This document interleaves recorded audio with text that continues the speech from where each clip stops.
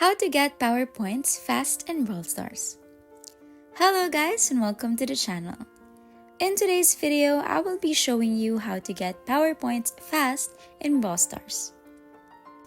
So if you want to increase your power points quickly, then this tutorial is for you. So the first thing we're going to do is to launch your Brawl Stars app on your phone, and once you're on the home screen, click on this Brawlers button at the left side. Here, click on your character. In order to increase your brawls, you need to get your brawls rank to 22 or higher. Another way is to play a lot of power leagues. Playing power leagues is the key to increasing your power points fast.